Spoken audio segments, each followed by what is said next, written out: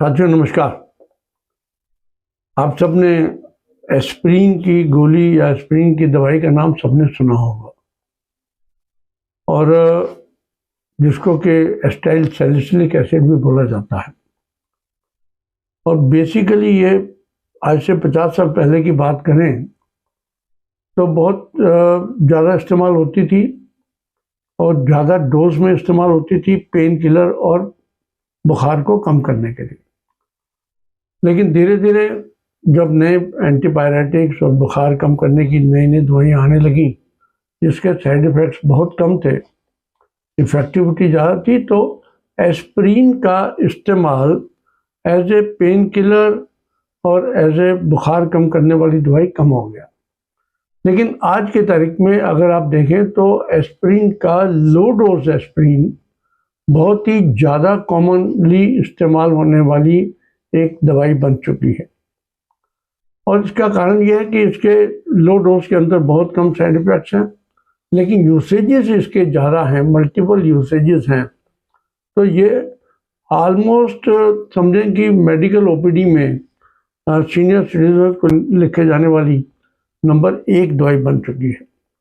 इसके बेनिफिट्स अगर हम बात करें तो लो डोज जो एस्प्रिन है इन कॉम्बिनेशन भी दी जाती है और सिंगल एक एस्प्रिन के साल्ट के रूप में भी दी जाती है।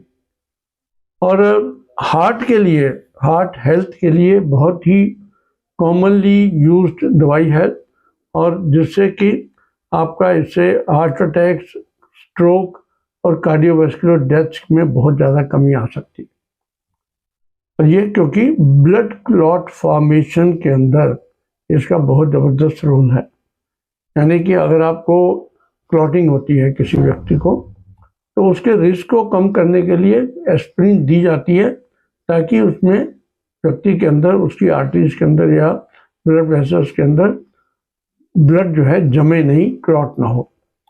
और ब्लड क्लॉट प्रिवेंशन के अंदर क्योंकि ये प्लेटलेट्स को एग्रीगेट नहीं होने देती और जो एंजाइम्स क्लॉट बनाने के लिए एक अग्रणी होते हैं या बनाते हैं वो उनका रिडक्शन हो जाती है बहुत ज़्यादा, तो उन लोगों में क्लॉट बनने की संभावना कम हो जाती है, जैसे कि हार्ट अटैक या स्ट्रोक की चांसेस कम हो गए। उसके बाद इवन कैंसर प्रिवेंशन, कैंसर की प्रिवेंशन के अंदर भी कई जगह पर खासकर कोलोन का कैंसर, जो बड़ी आंत का कैंसर होता है, ये उसका इस्तेमाल किया जाता है ताकि ये जो ट्यूमर की ग्रोथ है उसको रोक सके। और ब्रेस्ट कैंसर के अंदर भी कई स्टडीज़ कहती हैं कि अगर आप इसको एज ए प्रिकॉशनरी दवाई दो तो ये इससे पोस्ट मेनोपॉजल वुमेन के अंदर इससे ब्रेस्ट कैंसर के चांस कम हो जाते हैं। इवन प्रोस्टेटिक कैंसर, प्रोस्टेट के कैंसर, आदमियों में जो गदूद का कैंसर होता है वो इसमें यूजफुल हो सकती है। अभी इस पर रिसर्च चल रही है। और जैसे मैंने पहले कहा कि पेन रिलीफ के लिए क्योंकि ये एंटी इन्फ्लेमेटरी है, एनाल्जेसिक है, तो ये माइल्ड पेन्स और इन्फ्लेमेशन के लिए भी, हेडेक के लिए या मसल पेन के लिए, मेंस्ट्रुअल क्रैम्प्स के लिए यूज़ किया जाता है।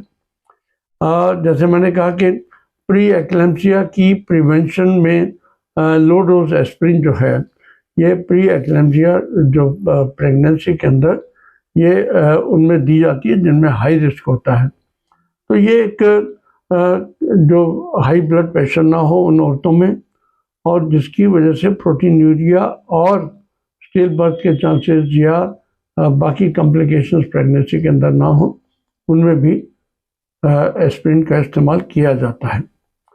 अब मोटा मोटा हमने देखा कि किस किस को लेना चाहिए।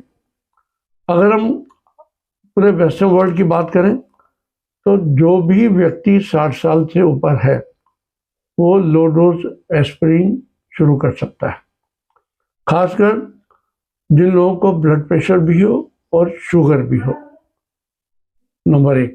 नंबर 2, जिनकी हार्ट अटैक की हिस्ट्री है, जिसको एक बार हार्ट अटैक हो चुका है, उसको एस्प्रिन जो है लाइफ टाइम तक भी दी जाती है।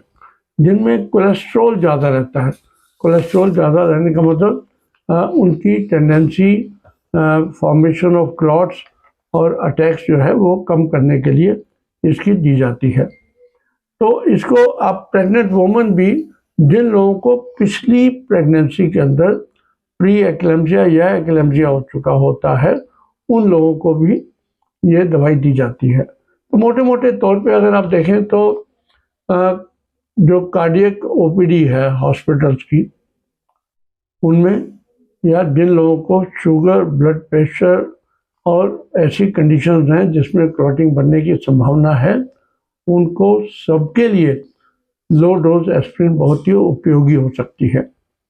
लेकिन इसके कुछ रिस्क भी हैं और ध्यान भी रखना होगा।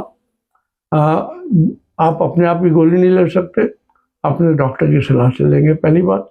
दूसरी बात यह कि कुछ लोगों में ये ब्लीडिंग टेंडेंसीज जो हैं, खासकर गैस्ट्रो इंटेस्टिनल ट्रैक्ट की, पेट के लिए, वो इससे हो सकती हैं, बहुत कम परसेंटेज के अंदर है। स्टोमक अल्सरेशंस हो जाती हैं अगर ओवरडोज ली जाए या ज़्यादा क्वांटिटी में इसको लिया जाए।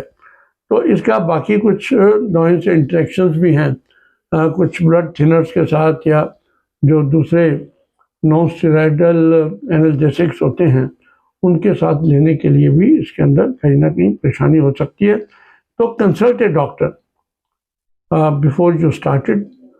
तो इन्हें नटशेल अगर एक समराइज करें इसको, तो low dose aspirin is a boon, ये एक वरदान है क्योंकि ये बहुत अधिक हेल्थ बेनिफिट्स देता है हम सबको, और अपने डॉक्टर की सलाह मानकर हमें इसकी दवाई का इस्तेमाल किया जा सकता है।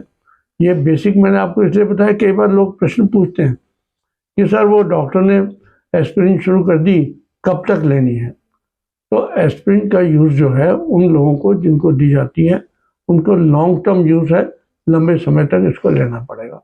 इन्हीं शब्दों के साथ आपका बहुत बहुत धन्यवाद। इसको वीडियो को बहुत बेसिक है, इसको सब्सक्राइब भी करें और इसको बाकी लोगों के साथ शेयर भी करें। बहुत बहुत धन्यवाद। नमस्कार।